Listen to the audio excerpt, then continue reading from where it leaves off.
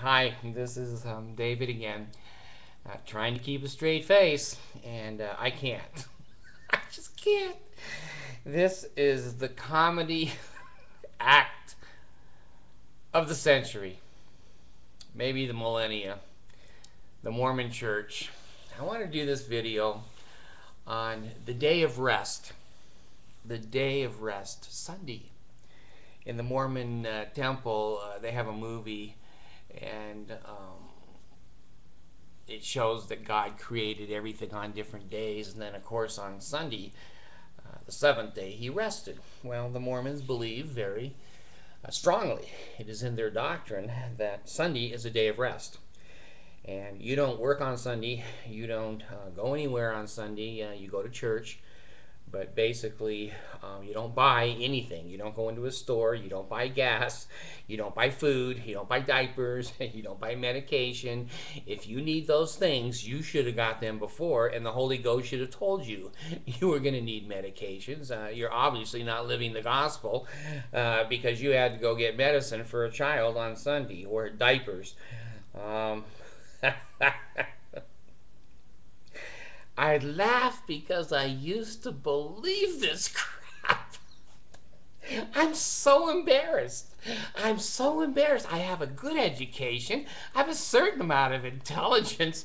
7,000 of you seem to have either been grossly fooled or listened to something that I say. You know, I've been on the air here for like 2 months, and I'm up to 7,000 hits, and I'm saying, well, okay, let's talk about the day of peace. Now, I'm just talking about what I've seen and what I've heard. I'm not going on the internet and making this crap up. I lived it. That's why I have to laugh, or I would be broken down on meds crying that I was fooled this much. But I was. All right. Here's how the Mormon Sabbath, my Mormon Sabbath, and most of you still look at me. You're coming out of Utah. Are they all the non members in Utah? How about in Pakistan and Uruguay and Chile and Peru and Japan? Are they all non-members? I don't know. But anyway, here's how it starts. Okay, it starts on Saturday night. If you're a Mormon and you have anywhere from 2 to 20 kids in the house, and you know I've had 14 kids, and I've had as many as I think 8 in the house. I still have 2 right now. I have a 13-year-old and a 8-year-old, and I'm still raising children, but these children are not in the cult. They're nowhere near that cult. They are not going to be hurt and have their childhood stolen and their souls basically stolen belonging to a cult. So Saturday night comes along, and what you do on Saturday night is basically you don't really get to go too many places, like to the show or to dances or other kinds of things, because Saturday night, there's even a song that they sing about this in primary. Saturday night is the night we all get ready for Sunday. So your day of rest starts Saturday evening.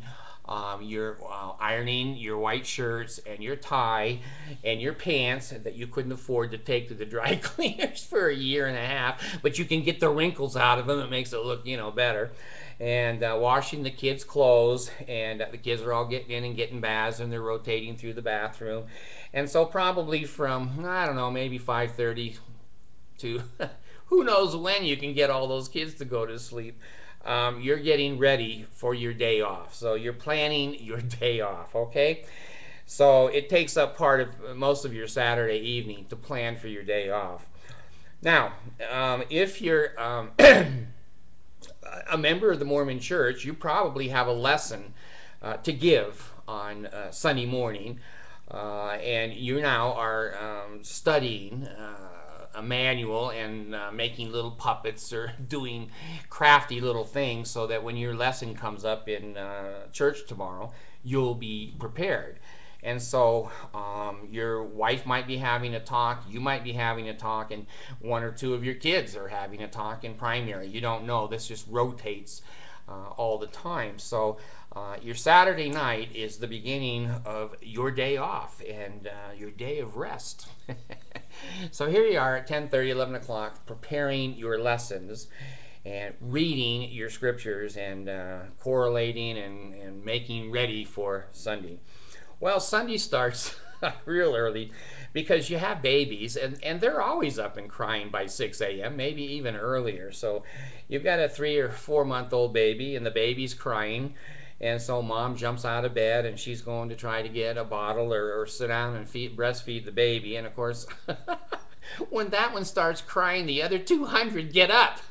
You try to hold the mouth of the baby so it doesn't wake the rest of the monsters in the house, but they wake up automatically anyway. So now mom, is trying to take care of Boo Boo, and the 3-year-old, now she comes down and she's hungry.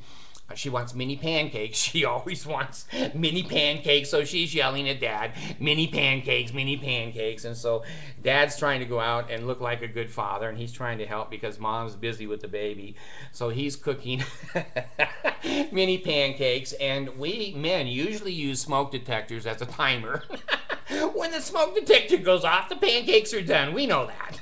So we take them out. Now we're brushing the air around the smoke detector, and the kids are always now up because they hear the detector. Oh, Dad's cooking again. So you didn't help at all. You just made a big mess that worse.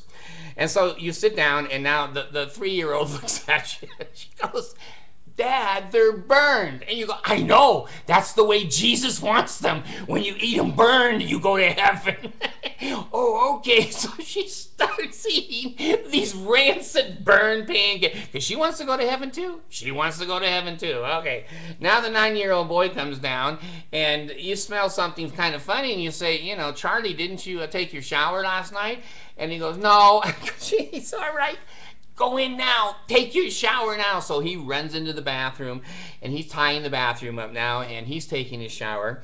And he kicks the 5-year-old out of the bathroom who was going poo-poo and doesn't wipe himself very well at all. Now he's coming down the hall, and Mom's feeding the baby, and you're trying to put the fire out in the kitchen, and there's poo-poo hanging on the 5-year-old.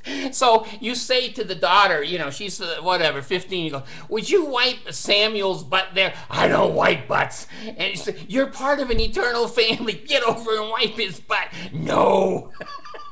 She rolls her eyes and I don't want to be in this family. And she's a teenager and she has an iPod in her hair if you can even get her attention. So anyway, this is the beginning of my day off. This is what I lived 50 damn years. No wonder I had quadruple bypass surgery. The stress was outrageous that was going on. So anyway, now the whole family is trying to get breakfast, and the kids are saying, I don't want Dad to cook. And that's good because I don't want to cook. So Mom frees me from the prison, and she goes, go in your room. Yes, dear. I'm so sorry, Ben. I run into my room, shut the damn door, and hope that confusion stays out there. And, she wants to go to heaven, so she's going to take all those kids with her. So I'm in my room, and I'm trying to get dressed, and pretty soon, I'm yelling at the boy in the shower, get out of the shower. Your mom has to get in and take her shower. And they're trying to dress the baby, and finally Mom gets a nice little sweet dress on the 3-year-old, and they finally get her sitting. We used to use high chairs as prisons. We put the kid in the high chair and put him in front of the Disney Channel and say, oh, there's one, they're ready to go. And so the boy comes out of the shower, and he hears the 3-year-old screaming in the high chair because Disney Channel is interrupted. So he runs to the freezer and gets her a cherry popsicle to get her to stop crying, and he hands her that in her white dress. Okay, so he's running upstairs, and we're yelling at him, go on and put your white shirt on. He says, I hate white shirts. Put your tie on. He says, I hate white tie or ties. I'm not putting a tie on. And now Mom's arguing with him. And I'm just in my room hearing all this shit going on and going, God, I'm glad I'm not out there. So I'm trying to get dressed here. And pretty soon Mom is in the shower finally. And 1 or 2 kids are nailed down in high chairs. And the teenagers, I'm not going today. I said, what, you don't feel spiritual? No, I feel spiritual. I'm not going to go. I don't want to be in this eternal family. And I tell her, hey, shut your mouth and get dressed. And so I'm trying to find my shoes, and I find my black shoes finally, and there's no laces in them. I'm going, Jesus. Again, there's no laces. And so I bang on the bathroom door and I say, honey, where the hell are my black shoelaces? And she says, oh, Jerry used those yesterday to fix his skateboard. So I say to her, what do you expect me to do? I'm not allowed to buy shoelaces on Sunday. And if I wear shoes with no shoelaces, I think people are going to think we're a little disorganized and maybe I'm a little stupid. Well, both of those things were true, but we didn't want anyone else to know it. So she says to me, honey, just get your brown ones out and put it on and don't worry about it. So I go and get my brown shoes, and I'm taking the brown shoelaces out, and I'm just shaking my head and thinking of every construction word that I learned, why I'm angry here, putting brown shoelaces in my black shoes. So I get them out on the ground, and I look at them, and I say, well, if the people are really, really old, and I run quickly, they're not going to see it. So I'm trying to get my brown and black shoes on there, brown shoelaces. And then pretty soon, I can't find, my tie. And so I yell to her, the poor girl. I mean, these women who are LDS women, if you turn them into slaves, it would be a vacation for them. These young women and older women even are just angels to take this shit. This is unbelievable. So I yank on the door and say, Molly Mormon, where the hell is my tie? And she says, well, there's 4 of them hanging up in the closet, and I ironed them. I said, yeah, but the red one's not there. The power tie. I'm in the elders quorum now. I need a power tie. Oh, well, all right, I'll see what I can do. And so she comes out half undressed and tries to get the tie to be flat, and I'm putting it on.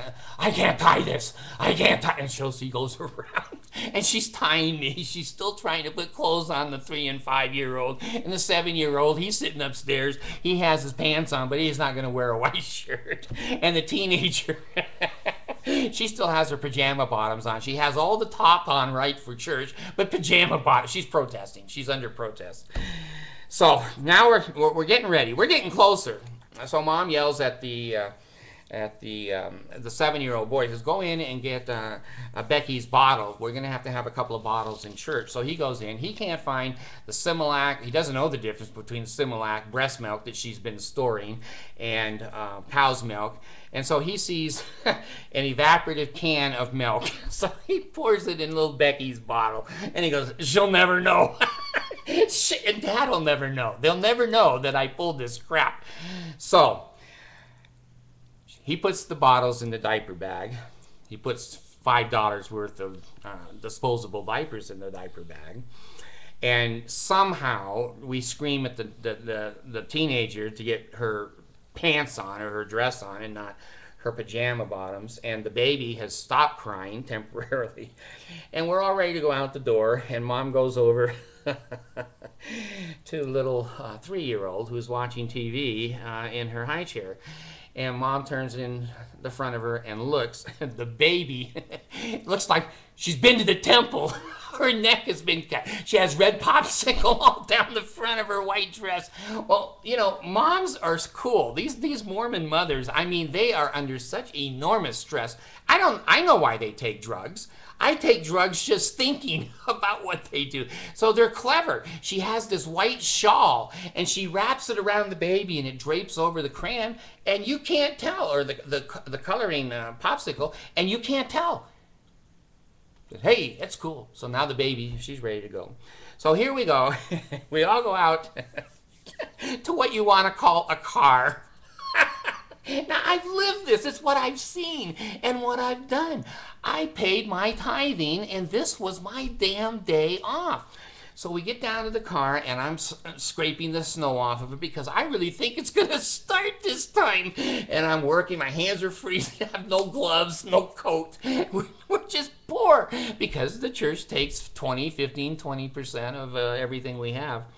So I get in, and the kids are all yelling, shotgun, shotgun. And I say to myself, God, I wish I had a shotgun.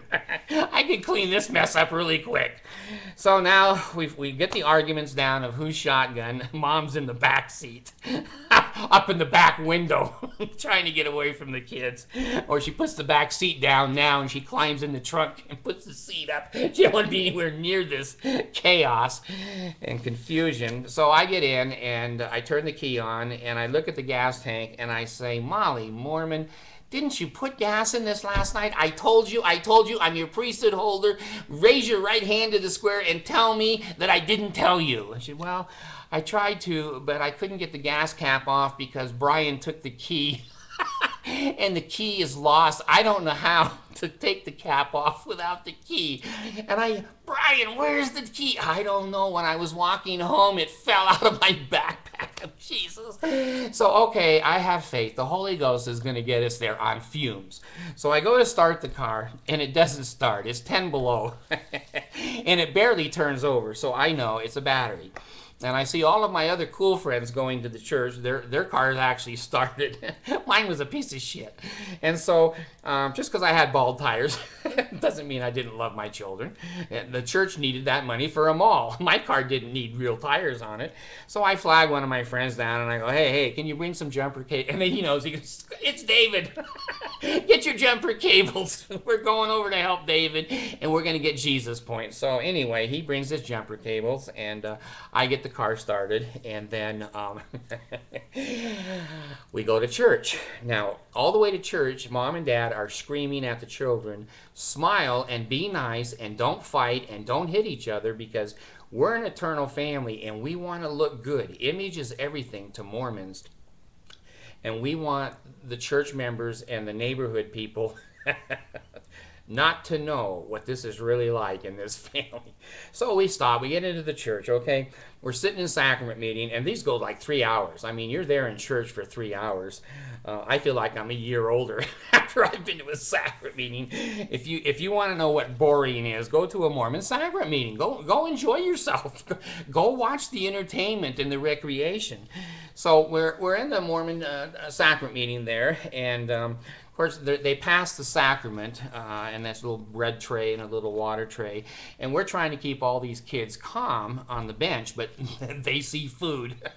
And they're like wild animals. I know, it's just a piece of bread. But I guess they're so damn hungry after those burned up pancakes that it's an emergency. So the deacon passes the bread down the aisle there, and the 3-year-old grabs the entire tray and jams it into her mouth. And the people around me look, don't you feed these kids? I go, yeah, burn pancakes, but I think they like just regular bread. So then the other one will grab the water cup and dump it on their head. And you're trying to be cool. You're trying to be cool because all the other families, they have the same problems, but they're not having them right now.